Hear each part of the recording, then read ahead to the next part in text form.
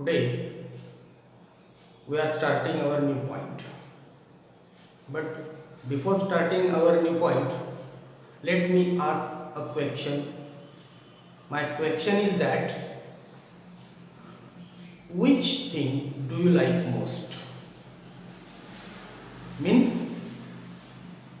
do you like poem most? Do you like lesson most?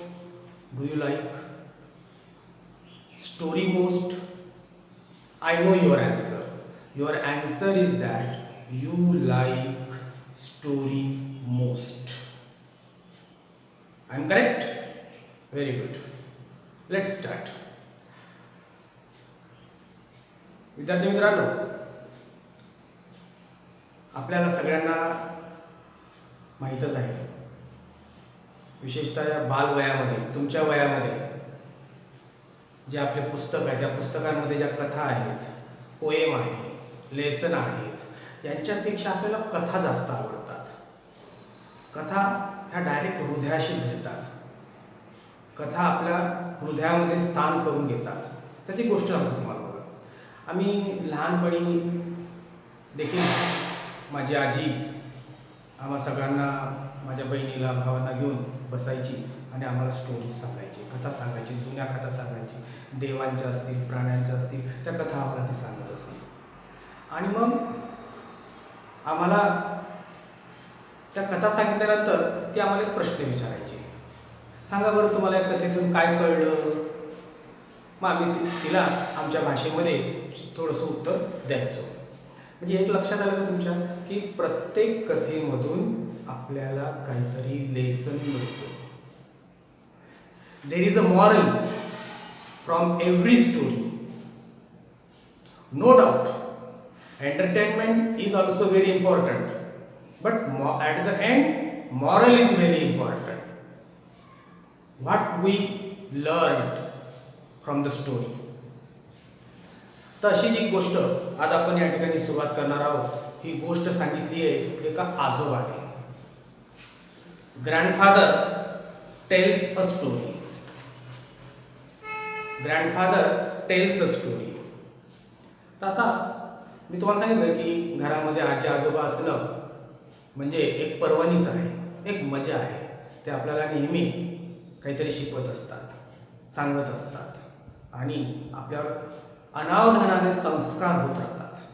तर ते संस्कार आजोबा कशा प्रकारे मुलांवर करतो आहे ते या ठिकाणी सांगितले. कथेचं नाव आहे टिट फॉर टॅट. कथेचं नाव आहे tit for tat. Grandfather tells a story. The name of the story is tit for tat. आता ही स्टोरी सुरू करण्याच्या अगोदर तुम्ही तुमचं पुस्तक ओपन करा. Open your book, page number 20. See the page number 20. Grandpa's story. The title tit for tat. जशास तसे, जशास तसे उत्तर द्यायचं, अशी ही गोष्ट आहे. जर तुमच्याशी कोणी वाईट वागत असेल तर तुम्ही त्याच पद्धतीने वागितलं पाहिजे, त्याला तसंच उत्तर दिलं पाहिजे. परंतु हे असं वारंवार चांगलं नाही. तर मित्रांनो, कोणी आपल्याशी कसंही वागितलं तरी आपण चांगलंच वागायचं आहे. म्हणून ही गोष्ट काही अंशी घ्यायची, पण पूर्ण 100% नाही. Let's start the story. Tit for tat. Once upon a time a camel and a jackal lived by a river. Once upon a time, a camel and a jackal lived by a river. एका नदीच्या जवळ, नदीकाठी एक jackal आणि camel राहत होते. आता jackal आणि कॅमलचा अर्थ तुम्हाला सगळ्यांना माहीत आहे चांगल्या प्रकारे. Near the water's edge. Edge म्हणजे काठ, नदीचा काठ. नदीच्या काठाजवळ ते राहत होते. आता बघा, एखादी नदी म्हटली की तिला 2 काठ असतात. त्याला एज पण म्हणतात, त्याला बँक पण म्हणतात. River's bank, water's edge. And on the other side, नदीच्या दुसऱ्या बाजूला, of the river there was a village. एक खेडगाव होतं. There was a village with the fields and farms. त्या ठिकाणी फार्म्स होते. The jackal was very clever. हा जो जॅकल होता हा क्लेवर होता, हुशार होता. हा तो असतोच थोडा. He tried to play a trick on his friend. त्याने असं ठरवलं की आता आपण आपल्या मित्राची गंमत करायची, मजा घ्यायची त्याची. प्ले अ ट्रिक, गंमत केली, मजा करणे. The camel who was happily munching away his food. who means the camel was happily munching करणे म्हणजे रवंत करणे. प्राणी काय करतात, अन्न खाऊन येतात, आपल्या पोटामध्ये साठवतात आणि त्यांना वेळ मिळाला की ते पोटातलं तोंडात आणतात आणि त्याला बारीक बारीक चावत बसतात. त्याला म्हणतात मंचिंग, रवंत करणे. The jackal began to tempt him to go for a sugarcane treat in a farmer's field. And what happened? The jackal came to the camel and said him, "Friend, let's go for a sugarcane treat in a farmer's field." शेतकऱ्याच्या शेतात जाऊ आपण, मस्त मज्जा करू, त्याची ऊस खाऊ. sugarcane field. At first the camel hesitated, but in the end he agreed to go with the jackal to raid the sugarcane field. Hesitate, मागे पुढे करणे. सुरुवातीला त्यांनी थोडं नाही म्हटलं, हो म्हटलं, नाही म्हटलं, हो म्हटलं, मागे पुढे गेलो की नाही मला न्यायचं म्हणतो. मग शेवटी he agreed, the camel agreed to go with the jackal. Jackal बरोबर जायला तो सहमत झाला. अँड रेड, आता रेड म्हणजे काय की धाव करणे, अचानक हल्ला करणे, अचानक तुटून पडणे, त्याला रेड असं म्हणतात. The sugarcane field. शुगरकेन म्हणजे ऊसाचा मळा, ऊसाचे शेत. या ठिकाणी ऊस लावलेला असतो शेतामध्ये, त्याला शुगरकेन फील्ड असं म्हणतात. The jackal sat on the camel's back. The jackal sat on the camel's back. आता जॅकल कॅमलच्या पाठीवर बसला.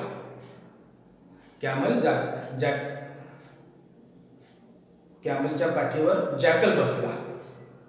आणि कारण काय की नदी होती, नदीमधून याला पोहता येत नव्हतं आणि उंट थोडा उंच असतो, हायटेड असतो, त्यामुळे त्याच्या पाठीवर बसला आणि ते आता नदी क्रॉस करू लागले. And the two friends cross the river. आणि हे दोन मित्र jackal and camel cross the reverse.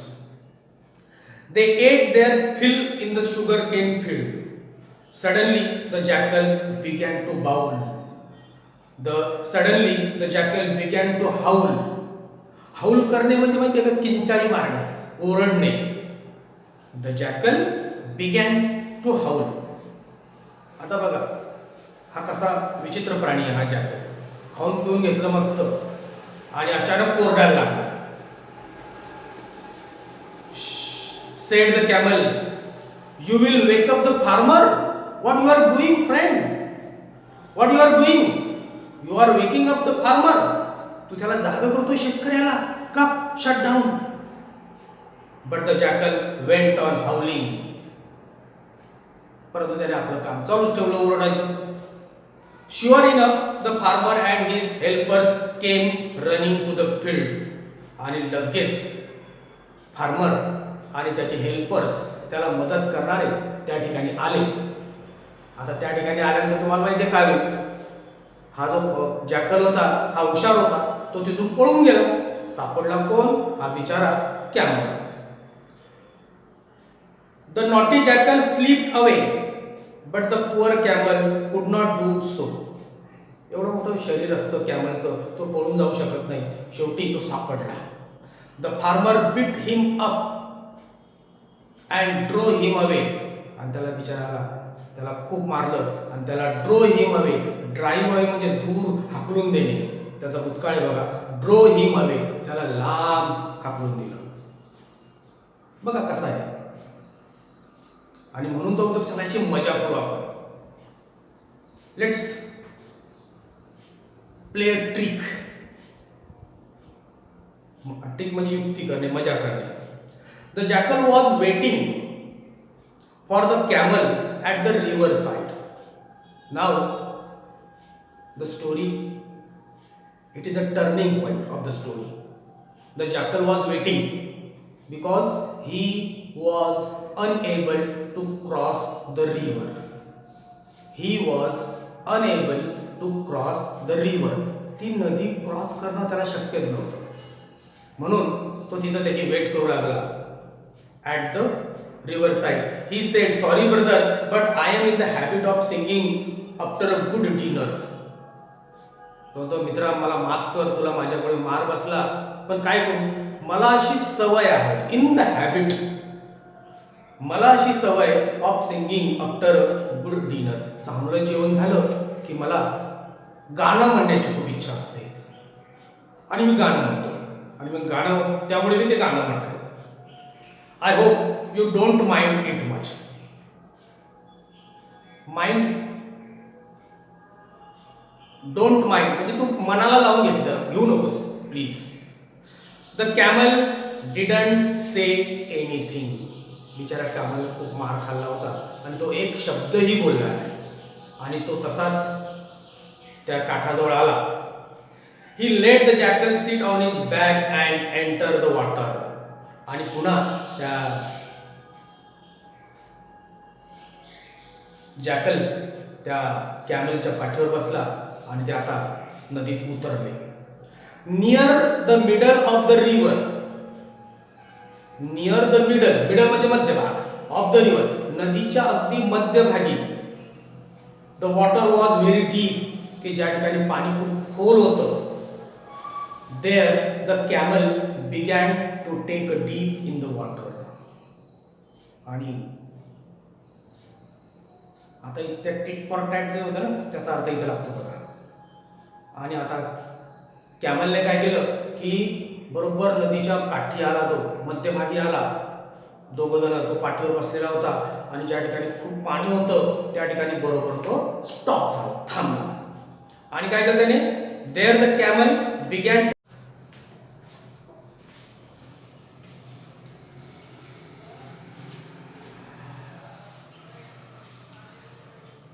the camel didn't say anything.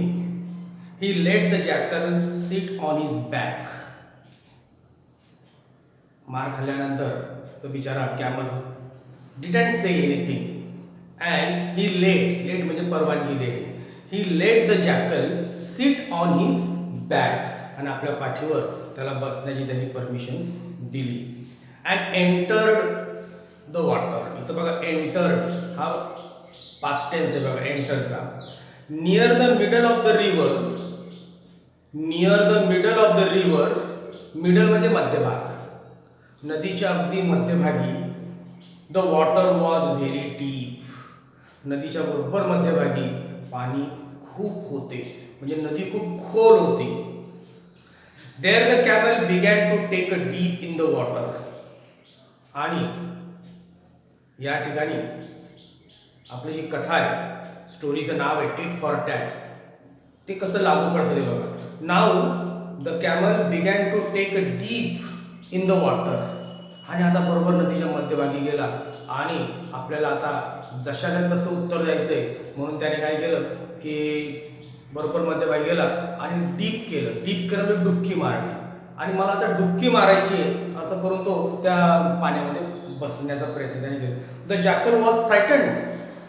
आणि अचानक हे सगळं बघून द जॅकल वॉज फ्रायटन्ड, तो घाबरला. जॅकल घाबरला आणि ओरडू लागला, हाऊलिंग करू लागला. What are you doing. तो म्हणाला, अरे तू काय करत आहेस हे, यू सिली फेलो. अरे मूर्ख मित्रा, फेलो म्हणजे मित्र. अरे मूर्ख मित्रा, तू हे काय करत आहे. Are you trying to drown me. Are you trying to drown me. तू मला त्या पाण्यामध्ये बुडवतोय का, नदीमध्ये बुडवतोय का. What are you doing, it is not good thing. आता उत्तर बघा, कॅमलने त्याला उत्तर दिलेलं आहे. नो ब्रदर, नाही भाऊ. Said the camel, it's just that I am in the habit. हे फक्त काय की मला सवय आहे, हॅबिट आहे. I am in the habit of taking a deep in the water, in the river. नदीमध्ये डुबकी मारण्याची मला सवय आहे. आफ्टर अ गुड मील, चांगलं जेवण झालं की मला पाण्यामध्ये डुबकी मारण्याची सवय. जशी तुला चांगलं जेवण झाल्यानंतर ओरडण्याची सवय होती, you are howling. I hope you don't mind. कृपया तू मनाला लावून घेऊ नको, ही माझी सवय. It's my habit to dip in the water, to dip in the river. The naughty jackal learn his lesson. Naughty तो खोडसर, इतरांची मजा घेणारा, त्याला आता एक लेसन मिळेल. लर्न LEARN, त्याचा तो भूतकाळ आहे. लर्न हिज लेसन, त्याला आता एक त्याचं लेसन मिळालं. He never trouble the camel again. आणि मग त्याच्यानंतर त्याने त्या कॅमलला कधीच त्रास दिला नाही. असं होतं बघा, आपण कोणाची मजा घेतो आणि वेळ पडली की आपली पण कोणीतरी मजा घेत असतो. म्हणून जशाच तसे, tit for tat. What is the moral from this story? The moral is very simple. The moral is that don't play a trick on others. Don't play a trick on others. दुसऱ्यांची गंमत करू नका, त्यांची मजाक घेऊ नका. तसं ही याच्याकडून ही मॉरल आपल्याला या ठिकाणी मिळतो. आता आपण याच्यावर आधारित काही वर्कशॉप्स सोडूया. पेज नंबर 21 बघा. Open your book, see the page number 21. त्यातलं पहिलं दिलेलं बघा. Now put the following pictures in a proper sequence. खालील चित्र तुम्हाला सिक्वेन्स मध्ये लावायचे आहे. आता सिक्वेन्स म्हणजे काय, तर क्रम. कोणती घटना अगोदर घडली, त्याच्यानंतर कोणती घडली, त्याच्यानंतर कोणती घडली, आणि ॲट द एंड काय झालं ते या चित्रामध्ये दिलेलं आहे बघा. तर जवळजवळ there are 5 pictures. You have to select first which happened, then another, then another, and at the end the last point of the story. See the picture. आता या 5 चित्रांमध्ये तुम्ही निरीक्षण करा. याच्यात तुम्हाला कोणतं चित्र पहिलं असेल बरं? तर यात तुम्हाला बघा, हे जे पहिलं चित्र आहे हे पहिलं चित्र आहे. मग याच्यामध्ये हा जॅकल कॅमलला सांगतोय की आपण समोरचं जे शेत आहे, शुगर केन आहे, या ठिकाणी खायला जाऊया. असं तो त्याला टेम्पटिंग करतोय, त्याला आकर्षित करण्याचा प्रयत्न करतोय. तर अशा प्रकारे हे एक आहे. त्याच्यानंतर एक दुसरं चित्र बघा. मग आता त्याचं ठरलं आणि ते आता नदी क्रॉस करून जात आहे. हा जॅकल कॅमलच्या पाठीवर बसलेला आहे. नंतर इथं आल्यानंतर ते खायला लागले आणि खाऊन झाल्यानंतर हा जो जॅकल आहे बघा, हा ओरडायला लागला. हाउलिंग, हा ओरडतोय आणि हा बिचारा या ठिकाणी खातोय. त्याच्यानंतर चौथं चित्र इथं बघा हे आहे.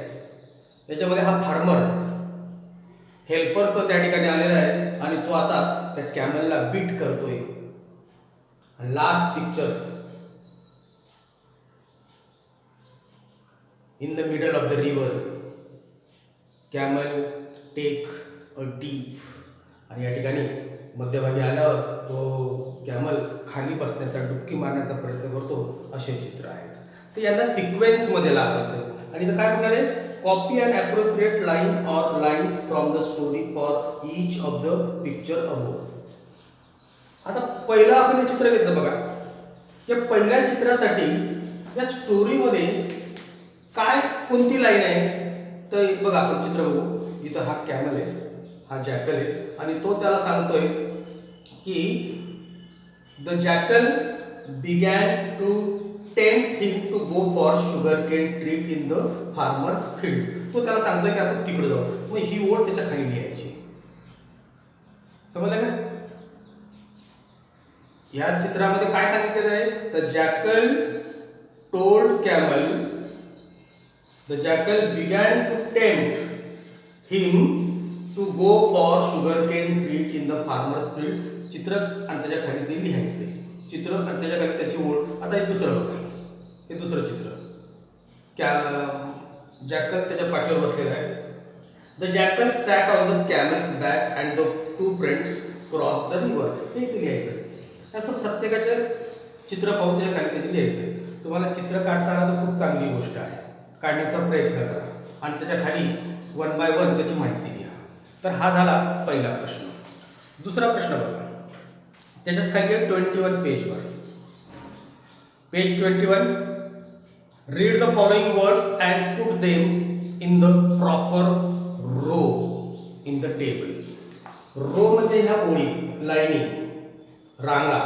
या रांगांमध्ये हे शब्द तुम्हाला बरोबर भरायचे आहेत. हे सगळे नाउन्स आहेत, नाम आहेत. उदाहरणार्थ camel, jackal, water, village, farm, field, time, trick, treat, habit, happiness, grandpa, friends, farmer, helpers, Radhika, stick, sugar केन.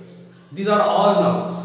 आपल्याला काय करायचं आहे की ह्या कोष्टकामध्ये, या टेबलमध्ये ते बरोबर भरायचं आहे. आता ते कसं बघा. आता या ठिकाणी पहिले पीपल. पीपल म्हणजे माणसं. मग त्या दिलेल्या शब्दांमध्ये पीपल काय काय आहे तर आपण बघू. कॅमल नाहीये, जॅकल नाहीये, वॉटर नाहीये, विलेज नाहीये, फार्म नाहीये, फील्ड नाहीये, टाइम, ट्रिक, ट्रीट. याच्यामध्ये काहीच पीपल मध्ये येत नाही. हॅबिट नाहीये, हॅपीनेस नाही, ग्रँडप्पा. मग इथं ग्रँडप्पा लिहायचं. फ्रेंड्स इथं फ्रेंड्स लिहायचे. फार्मर इथं फार्मर लिहायचे. हेल्पर्स इथं हेल्पर्स लिहायचे. राधिका इथं राधिका लिहायची. म्हणजे पीपल मध्ये जे जे येतात ते तुम्हाला त्या ठिकाणी लिहायचे. पुढचं बघू आपण ॲनिमल. बघा बरं तुमच्या पुस्तकात बघा ॲनिमल्स. ॲनिमल कोणते इथे? बरोबर कॅमल, जॅकल हे त्या ठिकाणी लिहायचे. प्लेसेस ठिकाणं. प्लेस म्हणजे ठिकाण. ठिकाण कोणते आहेत? विलेज, फार्म, फील्ड हे सगळे ते. पुढचं बघा things we can feel, see. अशा वस्तू की ज्या आपण जाणू शकतो, आपण त्या पाहू शकतो. आता आपण काय काय पाहू शकतो? स्टिक पाहू शकतो आपण. शुगर केन पाहू शकतो आपण. फार्म आहे, फील्ड आहे, शेत पाहू शकतो का नाही आपण? त्याच्यानंतर things we cannot touch, see, etcetera. अशा काही वस्तू की ज्या आपण त्या पाहू शकत नाही. मग काय पाहू शकत नाही आपण? बघा बरं पहिल्या ओळीमध्ये कॅमलला पाहू शकतो. हो. Jackal, water, village, farm, field, time. Time पाहू शकतो का आपण? नाही, टाइम पाहू शकत नाही आपण. मग आपल्या शेवटच्या याच्यामध्ये टाइम येईल. ट्रिक. ट्रिक म्हणजे युक्ती. युक्ती पाहू शकतो का? नाही, we cannot see. Next treat. Treat पण नाही पाहू शकत आपण. हॅबिट सवय, हॅपीनेस आनंद, या सगळ्या गोष्टी आपण पाहू शकत नाही. तर ते ज्या त्या कॉलममध्ये तुम्हाला ते लिहायचं आहे. हा फाय. आणि या ठिकाणी काय करायचं तुम्हाला की हा प्रश्न लिहायचा, हा प्रश्न लिहायचा, हे सगळे शब्द लिहायचे आणि नंतर हा टेबल त्याच्या खाली लिहायचा आणि प्रत्येक टेबलमध्ये काय काय ते त्या ठिकाणी तुम्हाला ते व्यवस्थित भरायचं आहे. हा झाला हा एक प्रश्न. आता एक प्रश्न नेहमी येतो बघा. Read the story carefully and answer the questions. Read the story carefully and answer the questions. कथा काळजीपूर्वक वाचा आणि त्या खालील प्रश्नांची उत्तरे लिहा. मग काय करते विद्यार्थी होतो अशा वेळेस? Read the story 2 times 3 times by heart. मनापासून ते वाचून टाकायचं आणि मग त्याच्यावरचे प्रश्नोत्तर सोडवायचे. मी प्रश्नोत्तर सांगतो. पहिला प्रश्न. Who live by a river? Who lived by a river. नदीच्या काठाजवळ कोण राहत होतं? तुम्ही कधी कथा वाचताना तुम्हाला लगेच कळेल की कोण राहत होतं. What was on the other side of the river. नदीच्या दुसऱ्या काठावर काय होतं? नदीच्या दुसऱ्या काठावर काय होतं? तिसरा प्रश्न, हु वॉज व्हेरी क्लेवर. हा तर अतिशय सोपा प्रश्न आहे. Who was very clever. पुढचा प्रश्न, who tried to play a trick on his friend. कोणी प्रयत्न केला आपल्या मित्रावर युक्ती करण्याचा, मजा घेण्याचा. Next, who was happily munching his food. पुन्हा एकदा वाचतो बघा. Who was happily munching his food. Next, where did jackal sit. Jackal कुठे बसला? Who beat up camel. Who beat up camel. कॅमलला कोणी मारले? How was water near the middle. How was, हा प्रश्न खूप महत्वाचा बघा. How was the water near the middle. मध्यभागी पाणी कसे होते? तर ह्या प्रश्नांची उत्तर तुम्हाला वन बाय वन, प्रश्न उत्तर, question answer you have to write down. पुढचा प्रश्न आहे अतिशय सोपा प्रश्न आहे. Who said. कोणी म्हटले? आता हु सेड कोणी म्हटले एवढं द्यायचंय. उदाहरणार्थ असा प्रश्न टाकायचा, हु सेड. क्रमांक 1 तो प्रश्न इथं लिहायचा, ॲरो करायचं, त्याचं उत्तर या ठिकाणी द्यायचं. कोणी म्हटलं? तर पहिला प्रश्न आपण बघू. You will wake the farmer. You will wake the farmer. तू शेतकऱ्याला जाग करतोय. कोणी म्हटलं असेल बरं? Who said. Yes, you are right. The camel sed.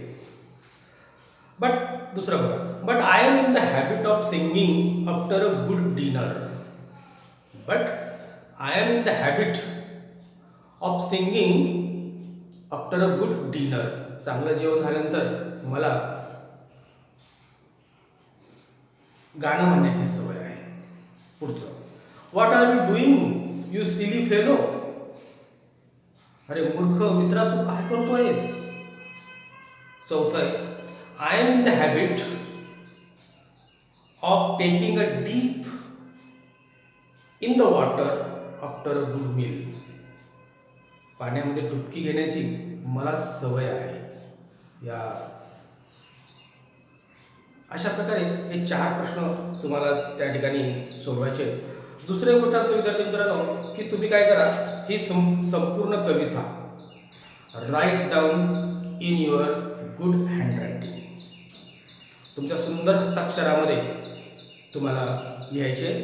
परंतु लिहित असताना त्या ठिकाणी कॉमाज, क्वेश्चन मार्क, फुल stop, double इनोटेड comma, exclamation marks हे सगळं व्यवस्थित बघा आणि त्यानुसार ते नोट डाऊन करा. त्याच्यानंतर पुढचा प्रश्न बघा, पेज नंबर 22 वर. पेज नंबर 22 वर एक टेबल दिलेला आहे बघा, सेंटेन्स बोर्ड. मग याच्यात आपल्याला काय म्हटलंय, using words in the neighbouring boxes try to make as many meaningful sentences as you can. For example, म्हणजे ह्या शब्दांचा उपयोग करून मिनिंगफुल सेंटेन्सेस, अर्थपूर्ण वाक्य तयार करायचे. वाक्याला अर्थ असतो. There is a meaning of a sentence. So select proper words, subject, verb, complements. Subject, verb, complements असं जर आपण सिक्वेन्स मध्ये गेलो तर आपल्याला वाक्यरचना तयार होते. इथे एक एक्झाम्पल दिले बघा. दे जम्प डाऊन. त्यांनी खाली उडी मारली. I flew away. It dried up. Had she solved puzzle? You can do it. He sing softly. बघा, she read books. We solve puzzle. असे अनेक